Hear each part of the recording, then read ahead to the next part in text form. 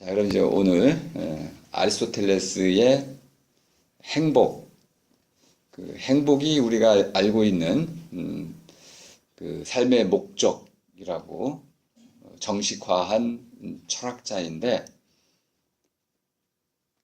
텔로스, 그 목적으로서의 행복이 정당화되기 위해서는 그의 철학 전체를 먼저 알아야 하는 그 난관이 있습니다.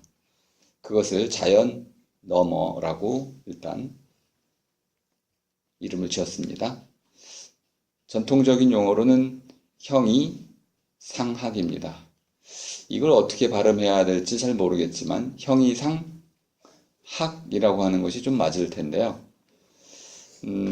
끊을기에 따라서 의미가 조금 달라집니다. 근데 이게 번역어이기 때문에 번역어 문제가 생겨납니다. 메타, 피직. 이것도 오늘 좀 주로 설명을 좀 드릴 텐데요. 메타 피직이 뭐냐? 자, 그럼 이제까지 강의했던 내용을 좀 총섭하면서 어떻게 아리스토텔레스가 또 플라톤처럼 그 자기 이전의 모든 철학자들을 한데 아울러서 자기 철학 체계 속으로 포괄했는지, 그러면 아리스토텔레스도 플라톤을 그런 방식으로 포괄을 했다는 전제 하에서 아리스토텔레스 철학의 위치를 잠시 설명을 좀 드리겠습니다.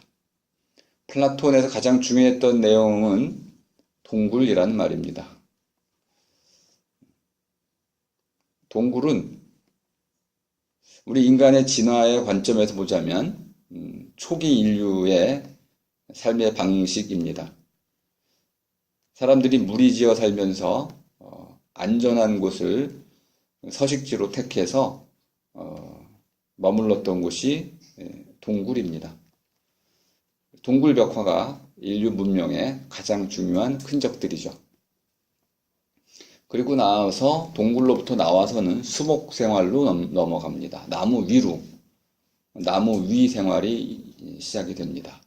손이 길어지고요. 엄지손가락이 생기고 전방주시라는 인간 신체에 거대한 변화가 생겨나게 됩니다. 그리고 좀 더 안전해지자 먹이가 좀 부족해지는 이유도 있었고 들판으로 진출하게 됩니다. 들판으로 진출하기 위해서 가장 필요했던 것은 뛰는 능력이었습니다. 그럼 이제 그 넓적다리, 대퇴골이 뛰기에 적당하도록 침팬지를 보셨잖아요. 침팬지는 뛰기에 좀 부적절합니다. 넓적다리뼈가 너무 넓어서 넓적다리뼈가 좀 가늘어지게 바뀌어야 되겠죠. 그러면 한 가지 문제가 생깁니다. 아이를 낳기가 좀 어려워지는 문제가 생겼습니다. 그래서 아이들이 사산되다가 또 엄마도 죽는 이런 비극이 벌어지기 시작하다가 미숙아를 낳는 이런 방식으로 진화를 하게 됩니다. 이것이 인류 문명의 아주 중요한 또 전환기를 맞게 됩니다. 미숙아를 낳으면 모성애도 있고 부성애도 있으니까 그 갓난아기를 둘이 협력해서 기르게 됩니다. 남자는 가서 고기를 사냥해 오고 여자는 아이를 안전하게 기릅니다. 협업이 생겨나는 거죠. 이게 바로 가족의 탄생입니다. 그 이전에는 가족이라는 개념이 없었어요. 그리고 가족이 생겨나면서 마음 이런 것이 좀 더 세분화되고 말이 발전하기 시작하고 말이 발전하면서 공동체의 규모가 300 단위 이상으로 커지게 됩니다. 우리 이런 고등생물 가운데 300명씩, 300개체씩 모여 사는 동물은 침팬지 정도, 원숭이 정도 외에는 없습니다.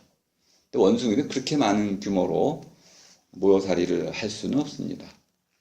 원숭이가 할 수 있는 말의 어절은 한 20개에서 30개 사이이기 때문에 공동체에서 가장 필요한 것은 의사소통인데요.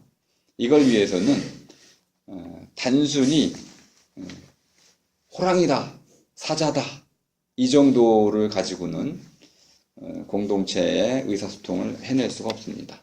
호랑이가 저기 온다, 어제 있었던 호숫가에 사슴을 사냥하던 등등 해가지고 과거와 현재와 그러니 빨리 피해라 와 같은 동사, 명사가 합친 이런 형태가 문장으로 말해질 수 있을 때 비로소 하나의 사람의 세계가 열리는 것이고요. 그걸 통해서 사람의 무리가 200, 300, 1000 또는 이제 5000까지도 늘어나게 됩니다. 부족 국가 단위의 이제 삶이 시작이 되는데요. 그러면서 잉여 생산물, 누군가 우두머리가 생겨나게 되고 그 우두머리가 뭔가 상징성을 얻게 되고 지식을 독점하게 되고 또 하나의 계층, 신분이라는 것이 출현하게 됩니다. 그러니까 플라톤이 동굴을 자기 철학의 핵심 비유로 삼았던 것은 단순한 사건이 아니라는 것을 알 수 있습니다. 그럼 그 이후에 우리는 동굴을 벗어나서 플라톤도 그 고민을 했었죠. 동굴 밖으로 나갔을 때 완전히 새로운 세계가 열리는데 아주 소수만이 바깥으로 나갈 수 있고 거의 모든 99.9%의 사람은 여전히 동굴 안에 갇혀 살더라. 철학자는 동굴 밖을 나갔다 온 사람 이렇게 정의가 되겠죠. 그럼 이 동굴 밖에서 진리라고 하는 신적인 어떤 영원한 어떤 것, 불변하는 것, 우리가 이제 본디 모습이라고 하는 것을 보고 돌아와서 동굴 속에서 사람들에게 그것을 알려주려고 하면서 야 이제 우리 모두 집단 이주를 하자. 동굴 밖에 세상이 있단다. 그러면 이제 결론이 그렇게 외치는 자를 죽이더라. 그래서 이제 철학자의 사명, 철학의 기여라는 새로운 의무를 또 낳기도 했습니다. 이게 바로 리더의 덕목으로도 많이 이야기되는 부분입니다. 플라톤 하면 여러분들이 이데아론을 많이 떠올리시겠지만은 그거는 결과물이고요. 플라톤의 철학 전체를 한마디로 얘기해 보라. 그러면은 동굴을 벗어나는 것이죠. 동굴을 벗어난 세계는 자유로운 세계이고요. 빛나는 세계이고요. 영원한 세계이고요. 안정되고 행복한 세계일 겁니다. 그럼 그거를 이제 세련되게 그의 제자 아리스토텔레스가 그대로 가져왔겠죠. 동굴로부터 동굴 바깥에 이르는 세계가 두 세계인 듯 보이면서도 서로 이어져 있다는 것이 플라톤의 통찰이었습니다. 근데 이 두 세계는 이어져 있긴 한데 같은 세계는 아니에요. 전혀 다른 세계였죠. 우리가 디퍼런스라고 하는 이 디퍼런스는 둘로 갈려있다 이런 뜻입니다. 둘로 갈려있지만 남자, 여자, 밤과 낮 둘로 갈라져 있지만은 본디는 하나로 이루어지는 통일한 통일체라고 이해할 수가 있습니다. 사람은 남녀로 구성이 되겠죠. 오늘날에는 어린아이, 늙은이, 잘 사는 사람, 못 사는 사람, 이 분류가 아주 다양해지고 있습니다. 근데 플라톤은 아직 그러한 다양체라는 관점에서 이 세계를 보지는 못했어요. 그리고 그의 주제가 올바름이었기 때문에 몫을 나누는 것을 필생의 과제로 선택을 했습니다. 나라가 나라답기 위해서는 통치자는 오직 통치에 전념하고 생산에는 관여하지 않으며 또 생산자는 오직 생산에만 힘을 쏟고 통치에 대해서는 관여하지 않는 것. 이것을 올바름의 원리라고 봤습니다. 저마다에게 저마다의 몫을 주라는 것이죠. 신분에 대해서도 또 저마다의 권리에 대해서도 권력에 대해서도 합당한 몫을 나눠주는 것, 이것을 올바르다라고 표현을 했습니다. 심지어 사람에 대해서도 사람도 푸시케, 이게 이제 제가 넋이라고 번역을 해드렸죠. 영혼. 이 넋이라는 것은 엮는 거라고 말씀을 드렸습니다. 우리 몸에 팔다리가 있는데 이 팔다리를 낱낱이로 떼어 놓으면 그 팔다리 노릇을 못하죠. 그것을 하나로 엮었을 때, 엮었다는 말의 의미는 그 팔다리가 제 노릇을 할 수 있게 해준다는 뜻입니다. 요거는 팔다리를 살아있게 해준다는 뜻이야.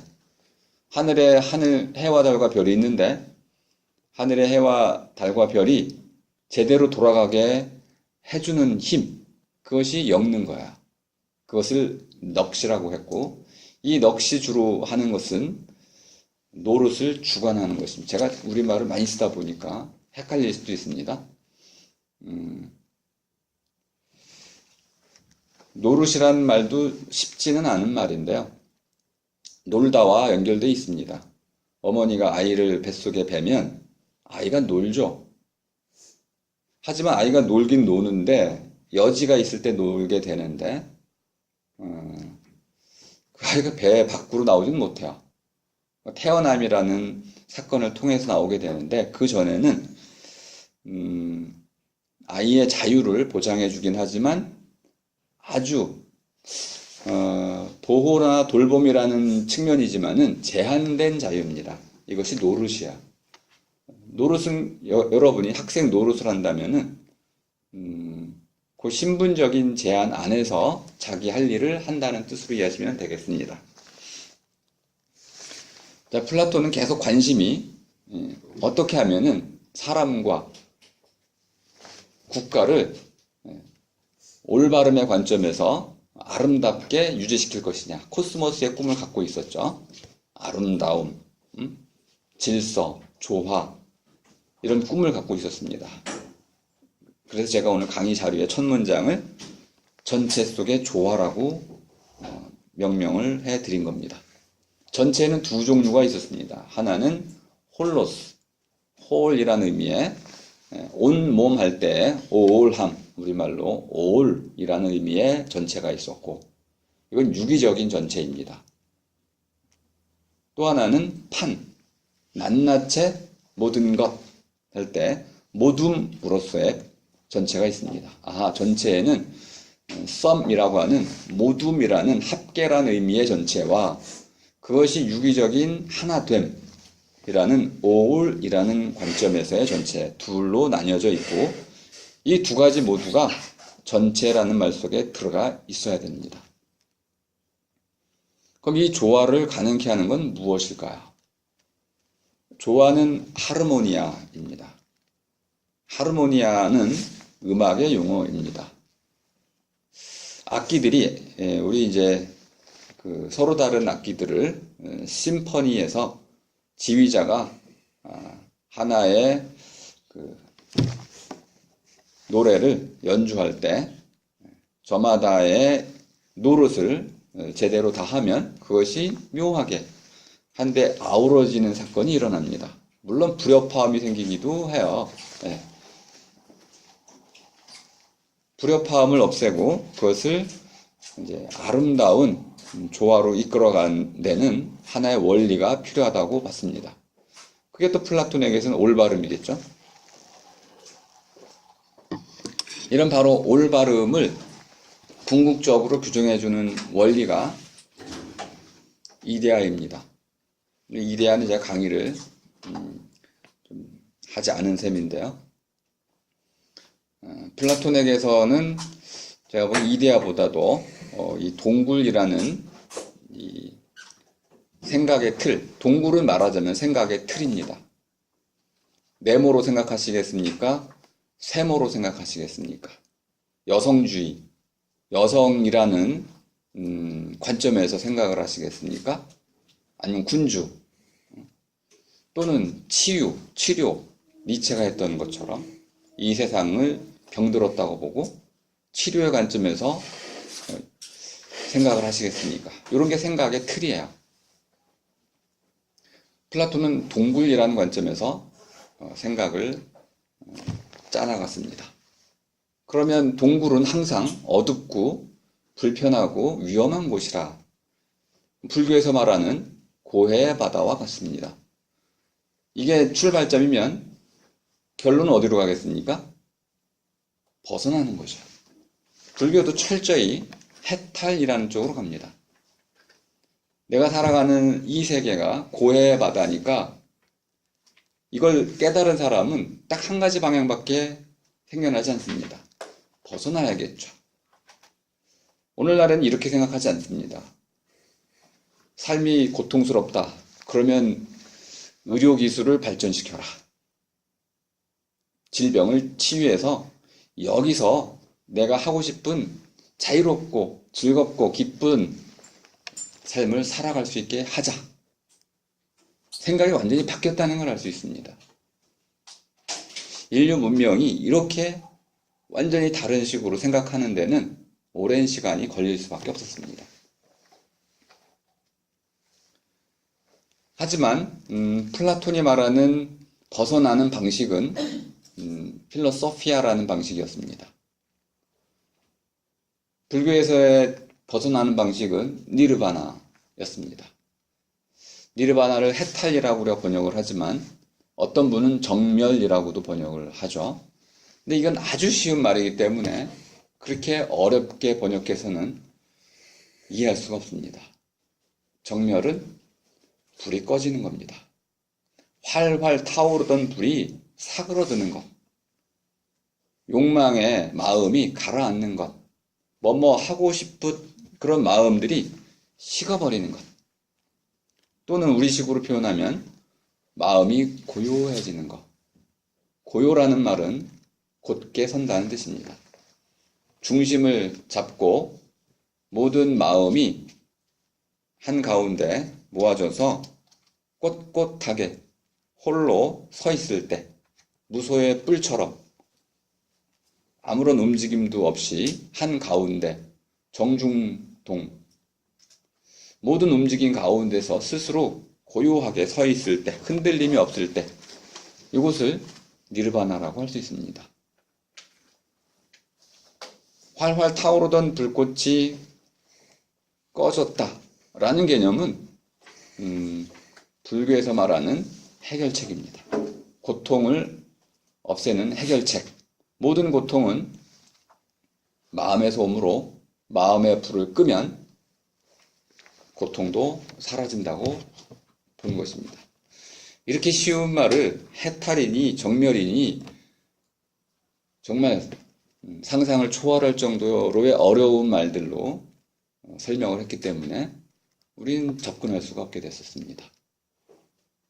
동굴이라는 이 말 대신에 우리가 이데아를 플라톤의 핵심 사상으로 이해하는 순간 이데아가 도대체 뭘까요? 이데아란 말 자체도 이해가 안 될 뿐만 아니라 소수의 철학자만이 천재적 수준에 올라가는 사람들만이 동의할 수 있는 그런 수준의 철학이 되고 맙니다. 하지만 동굴이라는 걸 가지고 플라톤을 접근하면 단계가 생깁니다. 완전 구속 상태에 있는 감각의 노예로 살아가는 느끼는 대로 살 거야. 느끼는 것만이 있어. 보이는 것만이 있고 자, 내 팔을 봐. 내 손을 봐봐. 내 눈에 보이는 게 전부야. 현미경을 가져왔어요. 이 세균이 있어요. 눈에 보이지 않는 것들이 득실거리고 있군요. 근데 하나의 체계를 알아냈어요. 피돌이, 숨돌이, 신경, 뇌 구조, 눈에 보이는 것들이 아닙니다. 하나의 몸이라는 것이 오거니즘, 유기체라는 걸 알게 됐습니다. 너무나 복잡한 정보 시스템이죠. 그래도 우리가 난 느끼는 대로 살 거야. 보이는 대로 다 믿고 살 거야. 그러면 그걸 우리 오늘날에는 바보라고 해야 할 겁니다.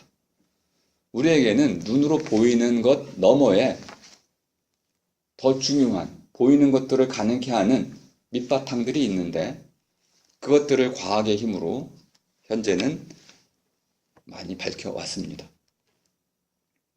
동굴은 그런 의미에서 단계를 나눴습니다.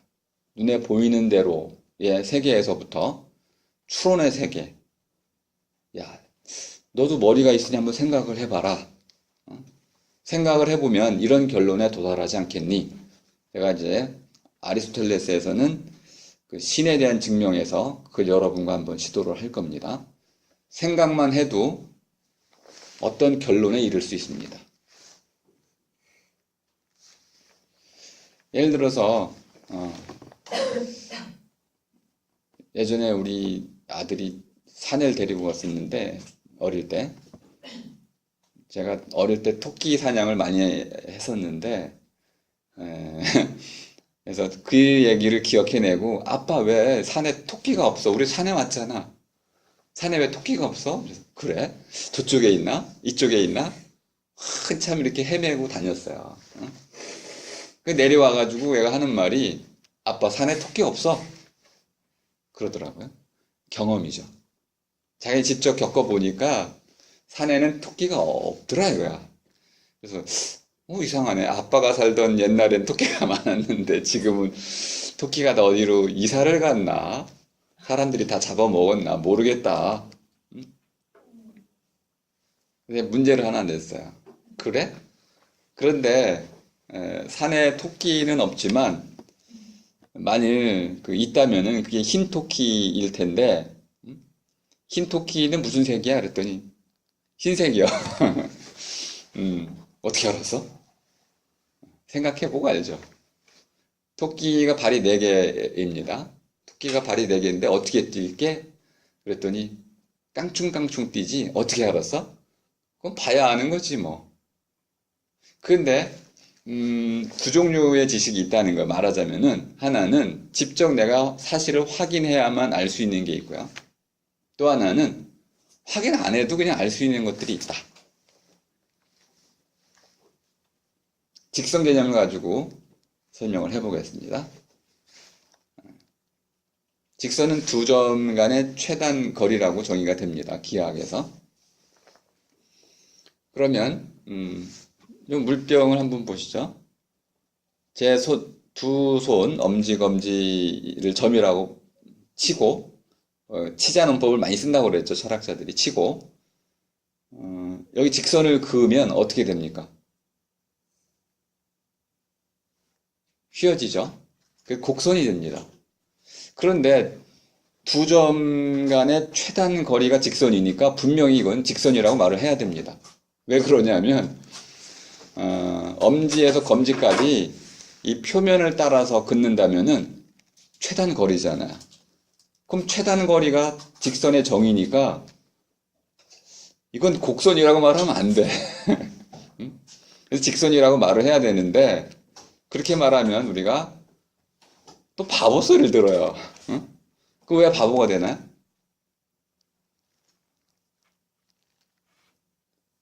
이게 철학자들이 고민하는 문제다 이 말이야. 왜 바보가 되나요? 그럼 곡선은 어떻게 정의할 거야? 이게 직선이라고 우리가 인정해버리면 그럼 곡선은요? 야, 곡선과 직선의 차이가 사라져 버리잖아. 그래서 또 하나의 중요한 가능성이 있습니다. 만일 여기다 구멍을 뚫으면 되잖아요. 사유실험이라는 걸 하는 거죠. 생각으로, 야, 생각해봐. 엄지검지 사이에 구멍을 내가지고 최단 거리를 긋는다면 표면을 따라서 그은 그 선은 곡선이라고 말해야겠지. 생각 속에서는 직선이 가능해. 그리고 그 직선은 결국은 두 점 간의 최단 거리를 그 정의를 만족시켜. 생각해보면 실제로 경험한 거하고는 다른 결론에 나올 수도 있습니다. 현실 속에서 대통령은 이래야 돼. 그 정의를 갖고 삽니다. 그런데 현실로 돌아오면 그렇지 못한 대통령이 있어요. 근데 그 대통령도 대통령이야. 그럼 이걸 어떻게 우리가 이해를 해야 될까요? 플라톤은 바로 이 문제에 부닥쳐 있었습니다. 통치자가 있는데 이 통치자가 금의 혼을 영혼을 갖고 있어야 되고 그리고 뭐 우리가 받아들이기 좀 힘들었지만은 우리 마누라, 우리 아들 금도 없어야 되고 또 기하학도 배웠어야 되고 근데 그런 게 전혀 없어.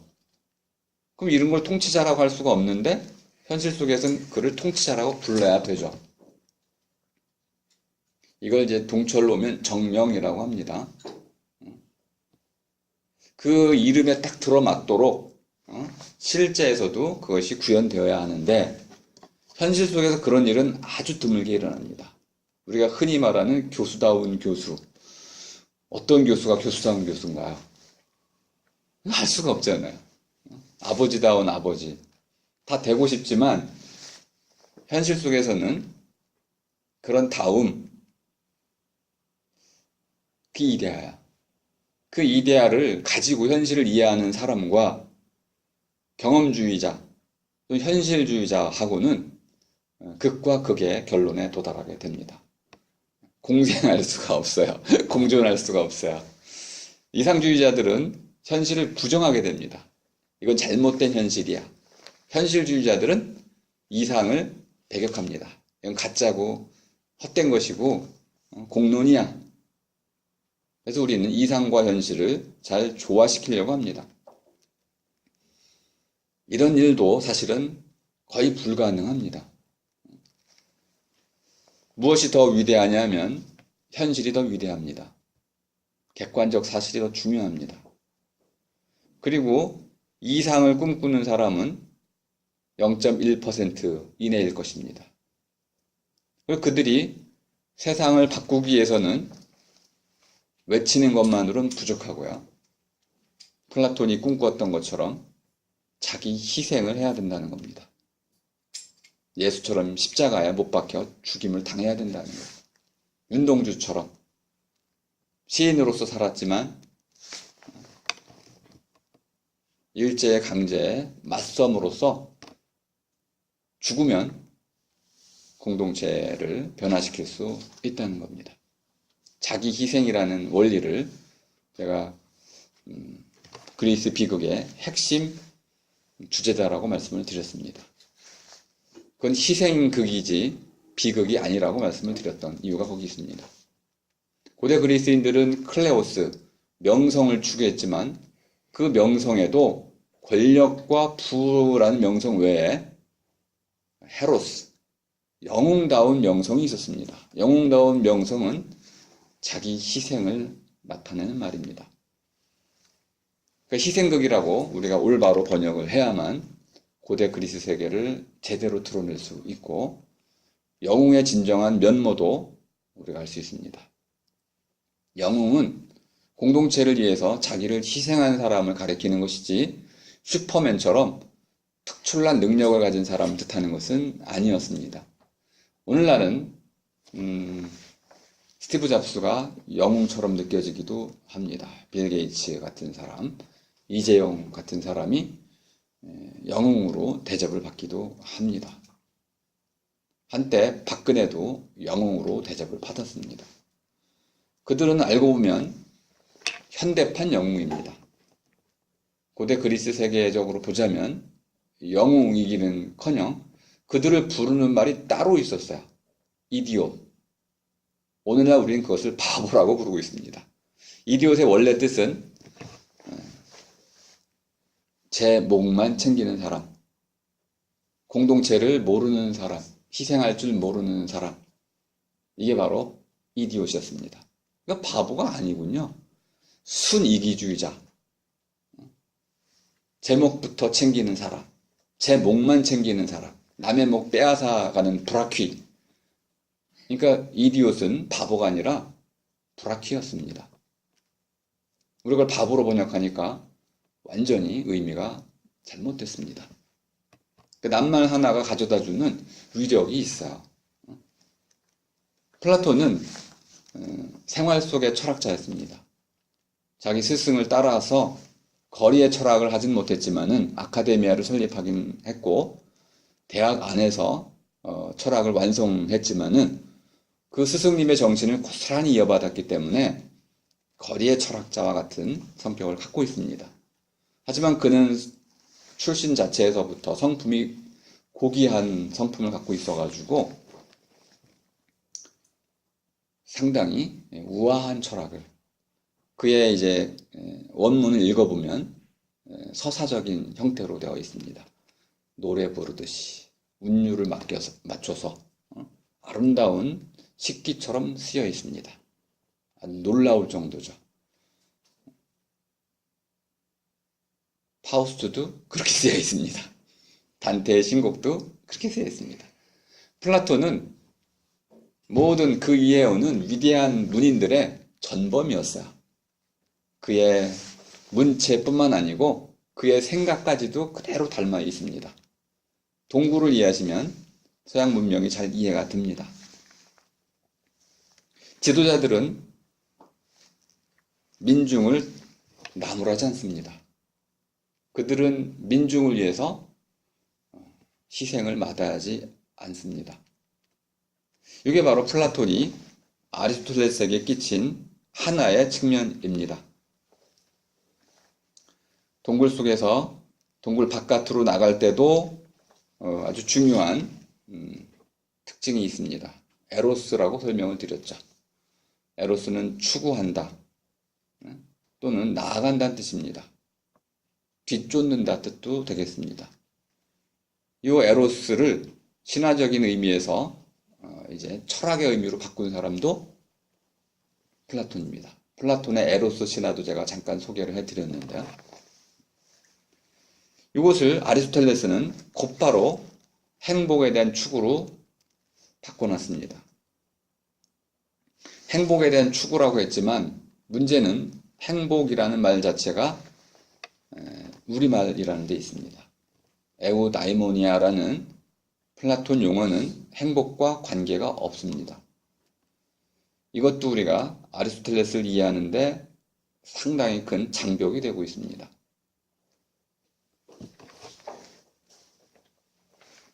에우다이모니아는 그냥 우리말로 직역한다면 잘살이, 참살이 이런 뜻입니다. 요즘 우리가 참살이라고 쓰는데 이걸 백기환 선생님이 웰빙을 그렇게 번역하는 바를 또 우리말도 헷갈리게 됐어.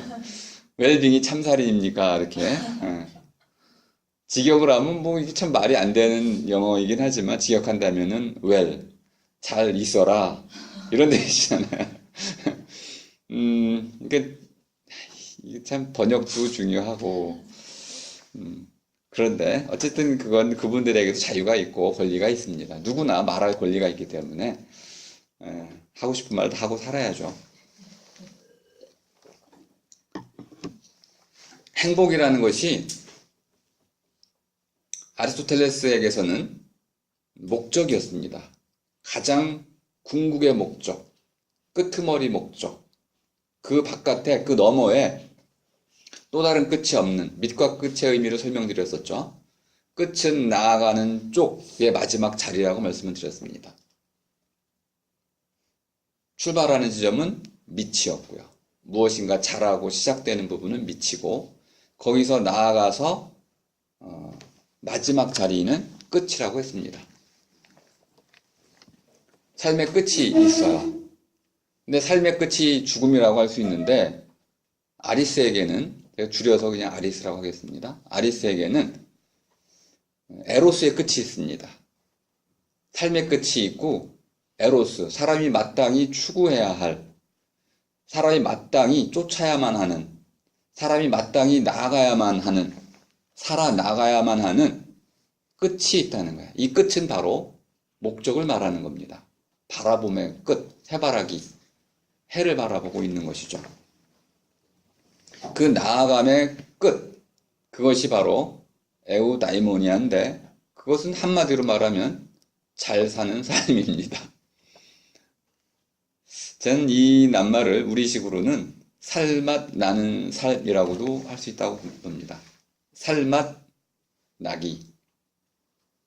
살맛이 난다는 것은 오늘날엔 총체적인 겁니다. 단순히 뭐 지적인 것만을 의미하는 것은 아니고요. 근데 바로 동굴 안에서 바깥으로 나아가는 이런 플라톤의 동굴 탈출, 동굴 벗어나기가 아리스에게서는 하나의 방향을 구체적으로 형성하게 해 주었는데요. 그것이 바로 사람에게서 사람의 삶을 유한한 삶을 잘 살아나가는 것이다. 이것이 바로 해탈이고 동굴 벗어나기이고 더 나아가서는 결국 고요함입니다. 우리가 그걸 안다면 잘 사는 삶이 무엇인지를 안다면 헤맬 필요가 없어요. 어떻게 사는 것이 가장 잘 사는 삶인지를 안다면 누구도 헤매지 않을 것입니다. 마음의 평정을 얻게 되는 것이죠. 이걸 위해서 우리는 플라톤의 또 가르침을 귀담아 볼 수도 있습니다. 플라톤은 필로소피아를 말할 때 소피아의 마지막 단계에서 누스를 얘기했습니다. 누스는 테오레인이라고도 불렀었는데 그 단계가 기억나실 겁니다. 맨 아랫단계에서는 느끼는 대로 사는 거였죠. 느낌에 따라 사는 거. 두 번째는 믿음에 따라 사는 거였습니다. 사람들이 다 그렇게 살잖아. 돈을 중시하잖아. 사람들의 말과 사람들의 생각과 또는 하나의 관습, 문화 이것대로 살아가는 삶. 그걸 믿음에 따라 살아가는 삶이라고 할 수 있습니다. 믿음살이. 하지만 그 뒤에 한 단계 더 올라가면 스스로 생각을 통해서 이끌어내는 삶, 이끌어 나가기의 삶이 있었습니다. 말로써 이끌어 나가는 거였죠. 그래서 로고스라고도 표현했습니다. 말로써 이끌어 나가는 삶. 그 말이 올바른 말일 때 따르고 그 말이 올바르지 않을 때 버리는 것이죠. 참 거짓을 구분하는 삶. 참 거짓을 나누어 가를 줄 아는 삶. 이것이 이끌어내기입니다. 추론이라고도 우리가 번역을 했었습니다. 하지만 그보다 한 단계 윗단계에 우리의 지적 능력을 인정하고 있죠. 딱 보면 압니다라고 했었는데 받아들임. 신적인 직관이라고 이름을 좀 더 부연 설명을 해야 된다. 덧붙여야 된다. 신적 직관. 영원한 진리. 예를 들어서 한번 플라톤이 고민했던 것 그대로 예를 들어보겠습니다. 보기. 내가 있다. 어떻게 알 수 있을까요? 눈으로 보고 알 수 있나요? 내가 있다를 눈으로 볼 수 있는 분 계신가요? 손은 볼 수 있고 내 속의 세포도 볼 수 있는데 내가 있다는 것은 볼 수가 없어요. 이건 깨달아지는 거죠. 깨닫는 거야. 내가 아침에 잠에서 깼어요. 그러면 잠에 깼구나. 내가 잠에 깼다는 걸 어떻게 알 수 있죠? 바로 그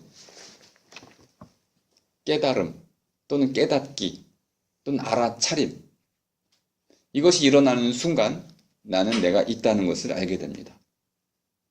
근데 그 깨달음 또는 깨닫기, 알아차림이 사라지면 난 내가 있는지 없는지 알 수가 없어요. 내가 내 손을 보는 순간 난 분명히 내가 있다는 것을 알게 됩니다. 내가 하품을 하거나 길을 가거나 어쨌든 내가 나를 생각할 때마다 내가 있다는 것을 깨닫게 됩니다. 이런 깨달음은 추론해서 할 수 있는 것도 아닙니다.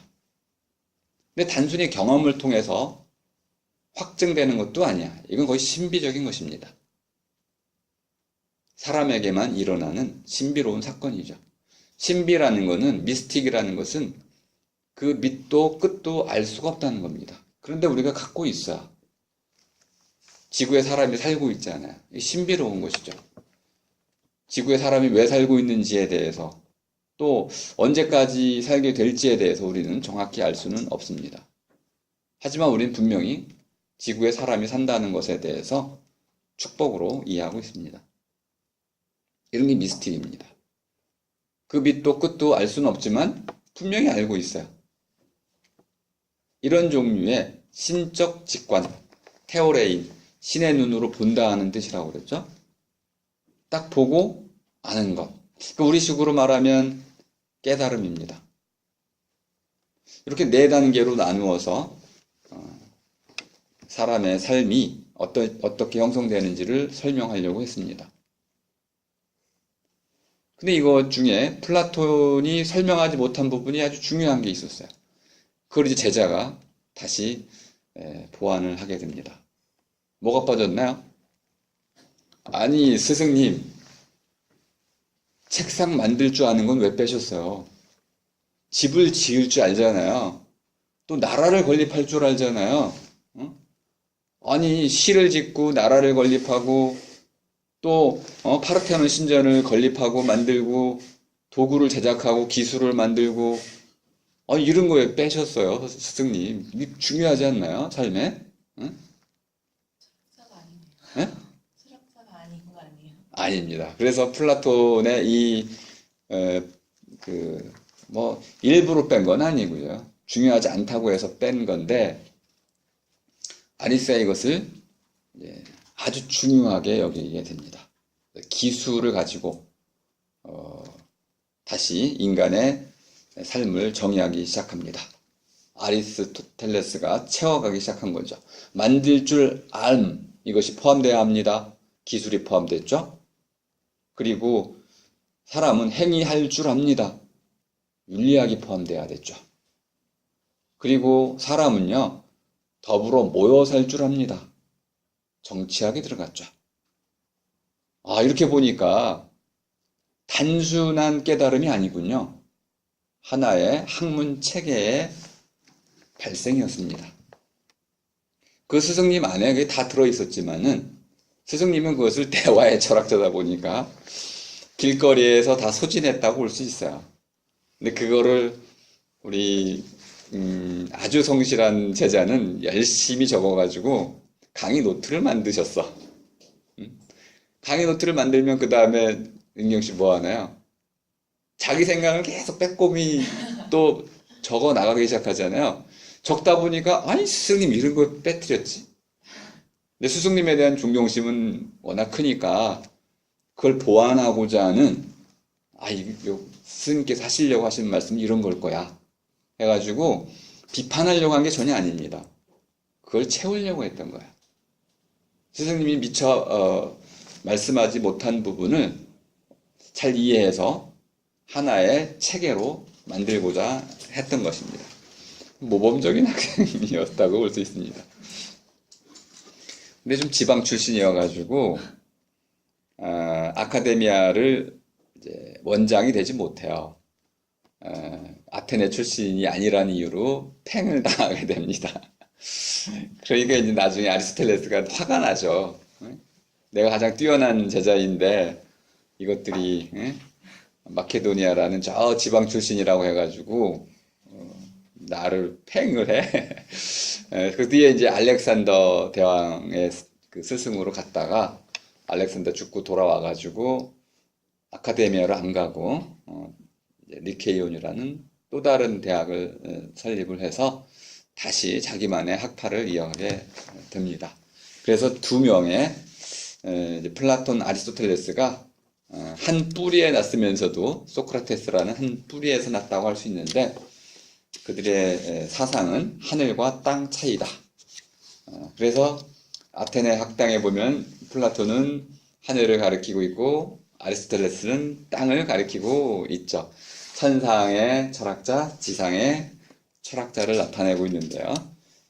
화가도 이 정도면은 그 둘의 생각을 정확히 꿰뚫고 있지만 하지만 플라톤이 바로 동굴의 철학자라는 것을 망각한 겁니다. 동굴의 철학자는요, 전체를 항상 생각하고 전체의 조화를 꾀하는 철학자입니다. 그는 조화의 방향이 위에서 아래로 내려온다고 봤습니다. 자기 희생을 통하지 않고는 아름다운 세계, 조화로운 세계는 건립할 수 없다고 봤던 것이죠. 이렇게 이제 플라톤이 닦아놓은 두 세계의 조화를 다져나가는 하나의 그 생각의 틀은 아리스토텔레스로 넘어오면 약간 변화를 겪게 됩니다.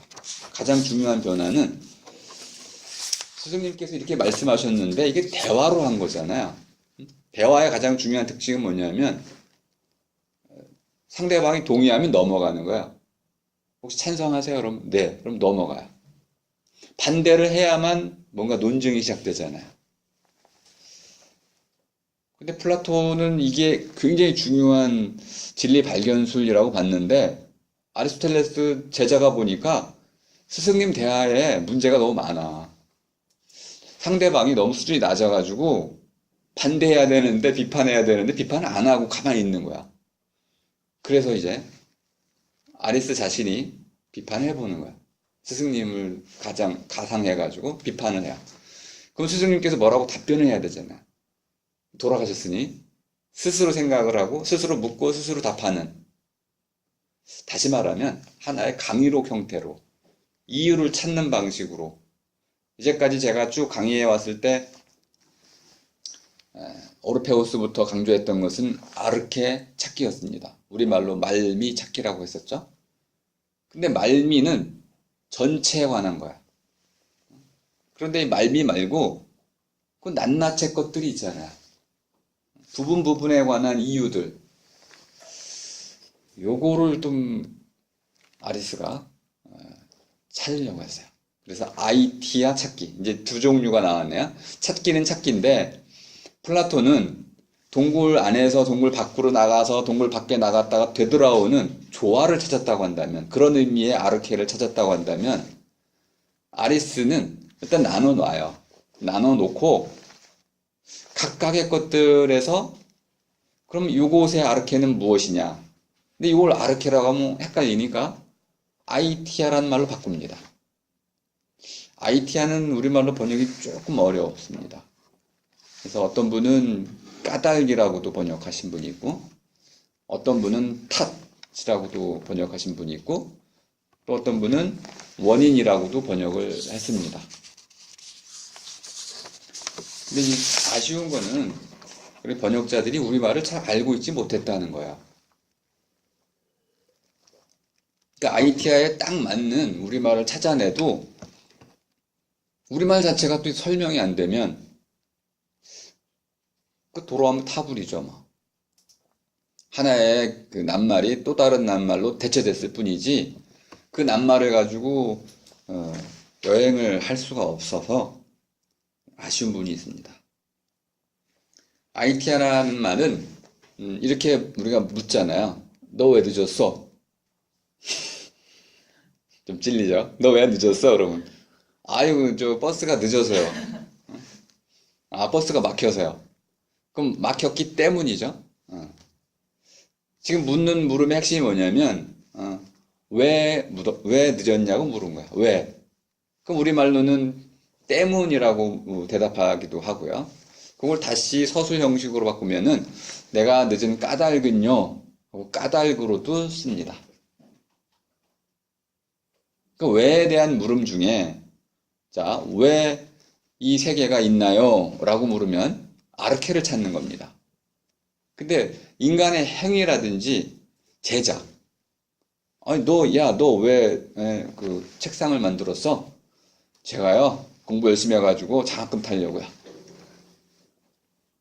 인간의 행위에 대해서, 인간의 제작에 대해서, 또는 인간이 국가를 건립한 이유에 대해서 이런 걸 물을 때는 아르케라고 묻기가 좀 격이 안 맞아. 아르케는 이 우주의 탄생과 뭐 이런 걸 물을 때 아르케라는 대답을 제시하는 건데, 아니 뭐 글쎄 애를 낳는 거에 대해서는 어떨까? 이건 뭐 아르케를 물을 수도 없어. 이건 우연에 가까우니까.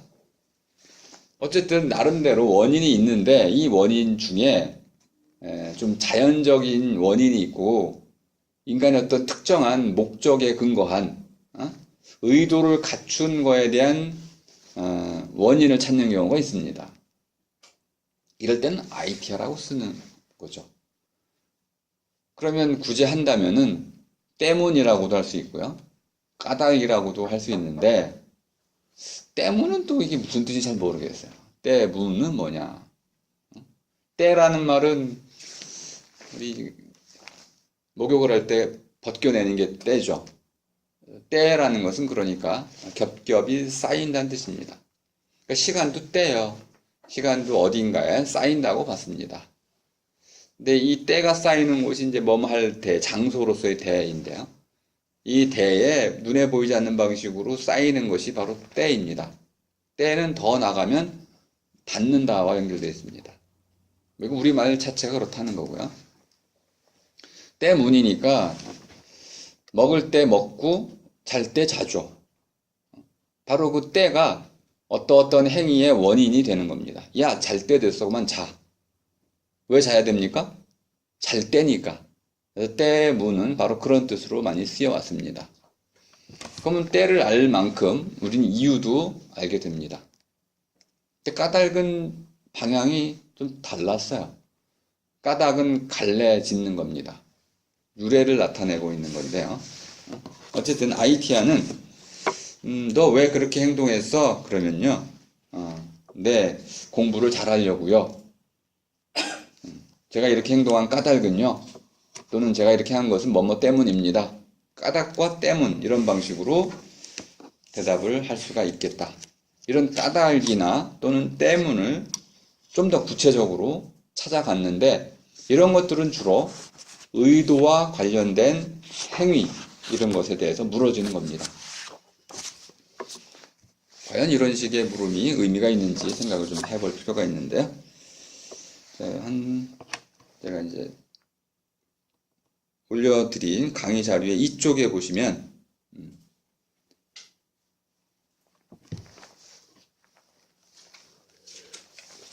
두 번째 단락에 행복에 대한 아리스토텔레스의 정의가 나옵니다. 에우다이모니아, 제가 뭐 참살이, 잘살이, 사람답게 사는 삶, 가장 잘이라고 더 붙여도 되는데요. 가장 잘 사는 삶. 다이모는 원래 소크라테스가 즐겨 썼던 용어입니다. 데몬이라고 쓰면서 이제 우리가 악령이라고도 번역이 됐었잖아요. 사람 안에 깃들어 있는 그 신적인 능력을 다이몬이라고 불렀어요. 소크라테스가 길을 가다 갑자기 남의 집 처마 밑에서 1시간, 2시간, 3시간 가만히 서가지고 생각에 잠깁니다. 또 가장 유명한 일화는 소크라테스가 맨발로 전쟁에 참여했는데 저녁 해를 보면서 갑자기 사색에 잠기기 시작해요. 사람들이 소크라테스 뒤에 쭉 이제 잠자리를 펴면서 내기를 하기 시작합니다. 소크라테스가 저 자세로 밤을 샐 것이다. 아이 설마 잠자리에 들 것이다. 소크라테스는 동이 트는 모습을 보고 신에게 감사의 기도를 드린 뒤에 또 하루 일과를 시작했다고 그럽니다. 그럼 이제 물어봐. 사람들이 궁금해가지고 도대체 무슨 생각을 하셨어요? 그러면 소크라테스 주로 했던 말이 다이몬이 나에게 건네는 소리를 들었노라. 그럼 성령이 임재하셔서 성령이 임하셔서 성령과 대화를 했다는 뜻인가요? 그렇게도 번역하신 분이 계시더라고요. 인디언에게는 길라잡이 늑대 같은 겁니다. 영혼의 반려자. 다이몬이라는 것은 양심의 소리. 뭐 이렇게도 볼 수 있는 것이고요. 나에게 내가 잠들지 않도록 양심이 잠들지 않도록 늘 깨어있게 만드는 그런 숨겨진 내면의 목소리, 이것을 다이몬이라고 불렀어요.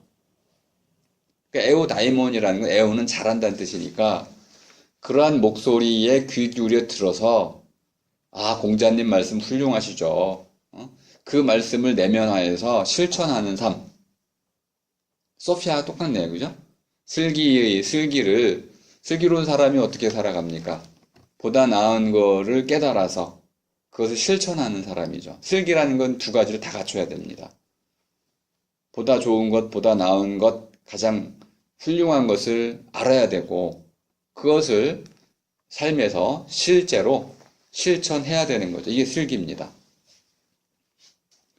그럼 에우다이모니아는 그런 알매 측면이 하나 있고 또 하나는 실천의 측면이 결합되어 있는 그런 삶의 형태입니다. 그러니까 살아나갈 줄 암, 이렇게 번역할 수도 있겠습니다. 저는 이제 그렇게 번역을 하는데요. 좀 길게 번역이 되겠죠. 잘 살아갈 줄 암. 말이 좀 이상한가요? 우리말로 보면 우스꽝스럽기도 해요. 근데 아리스나 플라톤 둘 다 그렇게 말이 없는 때에 철학을 했다고 말씀드렸잖아요. 우리와 같은 이런 곤경에 처해 있을 겁니다. 어떻게 말을 해야 될지 모르는 상황에 처해 있었던 거야. 그래서 일상어를 가지고 썼는데 그게 잘 살 줄 암. 거기다 알을 빼도 되긴 됩니다. 잘 살 줄. 이게 여러분에겐 굉장히 어려운 이제 문법, 새로운 문법인데요. 저는 이렇게 문법을 좀 창안하려고 노력하고 있습니다. 우리말은 아직 한 번도 우리말로 학문을 해본 적이 없기 때문에 우리말 자체를 가지고 학문을 하기 위해서는 우리말의 문법을 갈고 닦아서 좀 새롭게 바꿀 필요도 있더라고요. 어쨌든 아리스토텔레스가 말하려고 하는 행복은 잘 살 줄 알기다. 그러니까 이거는 결과를 얘기하는 게 아닙니다. 부자가 됐다든지 최고의 지식인이 됐다든지 이런 결과를 얘기하는 게 아니고 에로스, 과정입니다. 잘 살 줄 아는 삶을 살아나가는 것, 과정이죠. 그러니까 아리스토텔레스는 행복을 결과로 얘기하고 있지 않아요.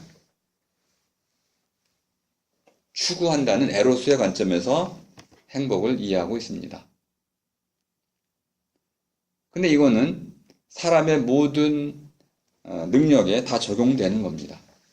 잘 살 줄 안다는 것과 잘 먹을 줄 안다는 것, 사람의 관계를 잘 가질 줄 안다는 것, 이 모든 것이 사실 다 포괄되어 있습니다. 이걸 이제 아랫대라고 썼는데 이걸 우리말 번역원도 탁월성이라고 했어요. 아랫대는 아트란 말을 아시면 쉽게 설명이 되는 겁니다. 아트는 탁월성은 아닌가요? 또는 아트는 탁월성인가요? 헷갈리죠, 네.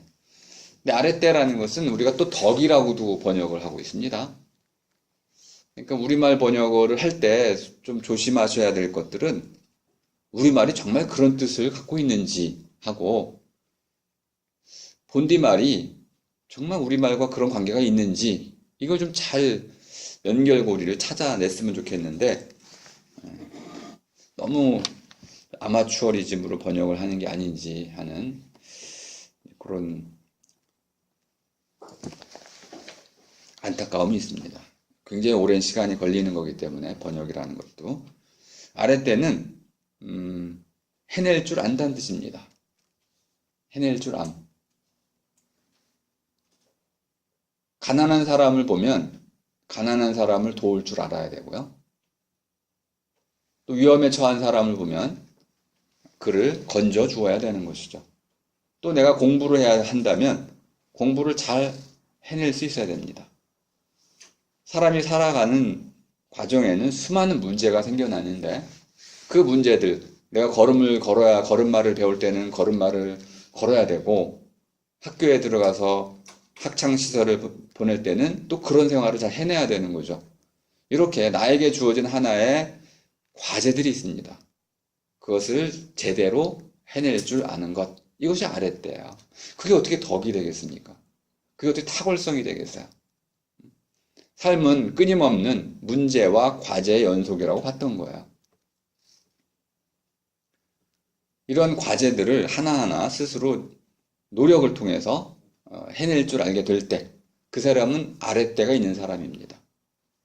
알았대이. 그럼 할 줄 알았대이. 그럼 그 해내는 거죠.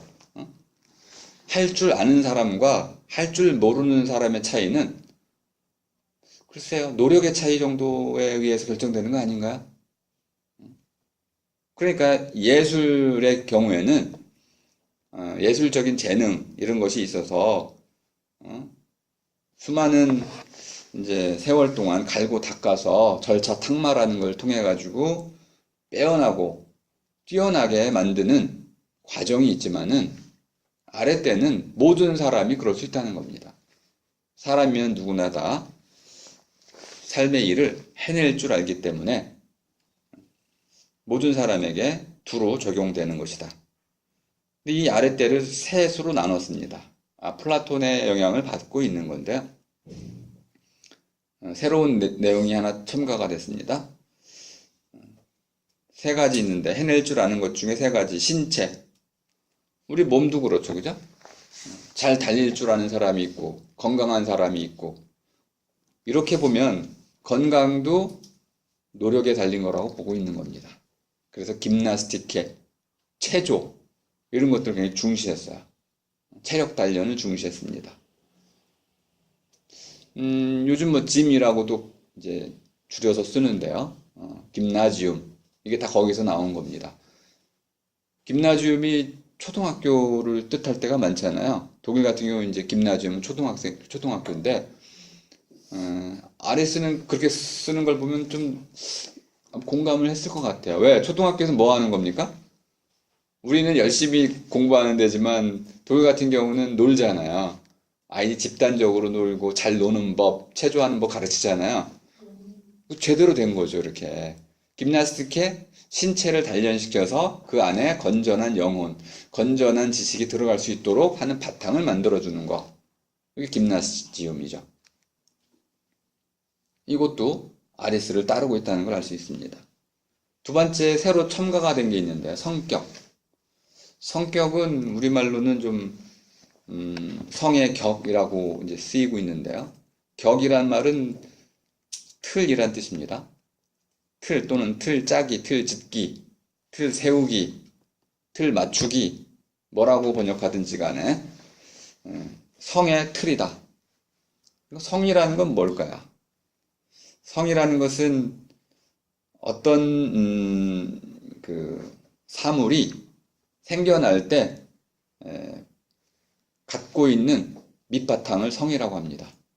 사람의 경우에는 몸을 성이라고 하지 않았고 마음을 성이라고 했습니다.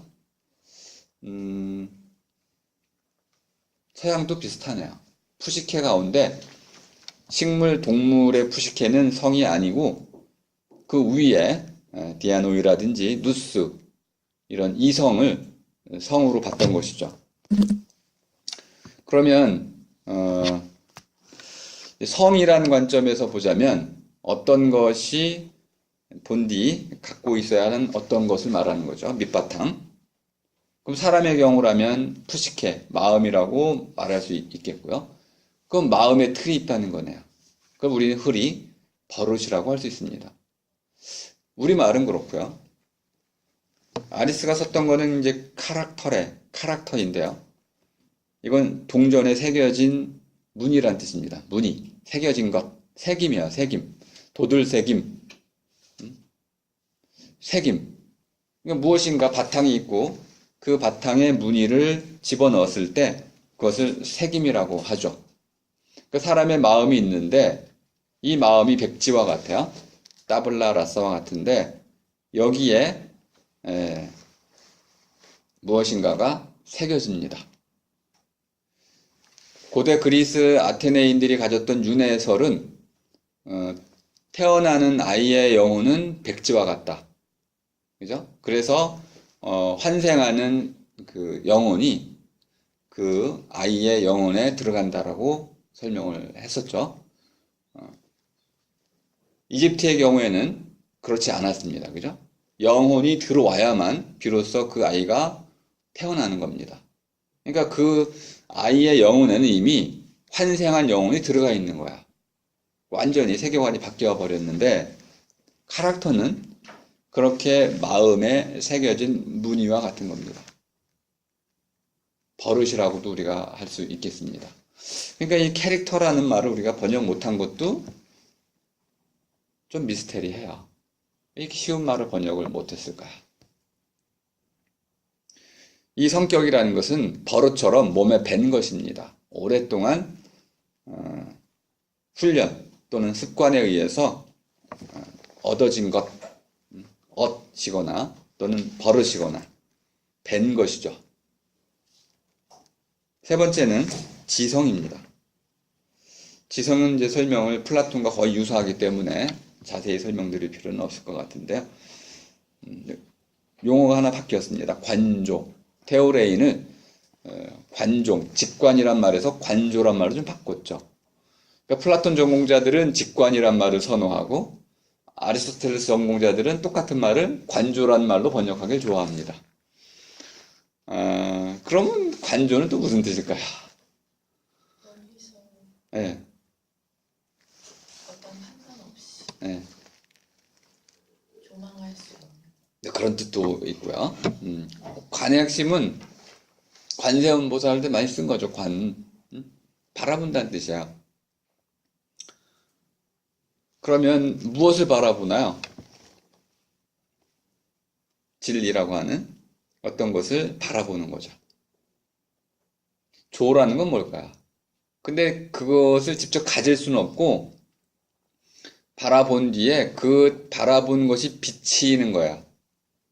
그러니까 나는 우리식으로 이제 영향이란 말을 아시는지 모르겠는데 영향. 영이라는 것은 그 광에 관련된 말입니다. 빛광자. 빛이 직접 비치는 여름에 운동장에 비치는 햇살, 이것은 광입니다. 근데 이것이 강의실 안으로 비춰들면은 그것이 영이에요. 그러니까 직접적으로 해에서 나오는 빛이 아니고 그 빛이 다시 비춰진 그것을 영이라고 하고요. 향이라는 것은 음과 관련된 겁니다. 음이라는 것은 어떤 사물로부터 직접 나는 소리. 이거는 음입니다. 목소리, 이거 음이죠. 근데 이것이 울려서 어떤 사물, 다른 것들을 통해서 울려서 나는 소리는 향인 거야. 음향이라고 우리가 같이 쓰는데 그 음과 향은 구별이 되는 용어입니다. 관조는 내가 바라봤을 때 진리를 그 자체로 보진 못해요. 직관하진 못하고 진리가 비치는 그 모습을 본다는 겁니다.